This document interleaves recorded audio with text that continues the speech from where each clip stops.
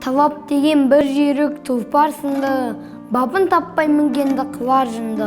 Тау қарама басыңды тас қарама, ал енді оған кісі қайтып мінді.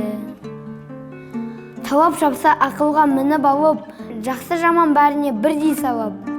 Анық ақыл адамын аштырмайды, еш нәрсе одан құтылмас жетпей қалып. Талап деген ындын мен ентелемек, ойға алып қызыққанмен қылсам демек. Ол ысы орайлы ма, орайсыз ба? Ойланып, оны ақылға салса керек.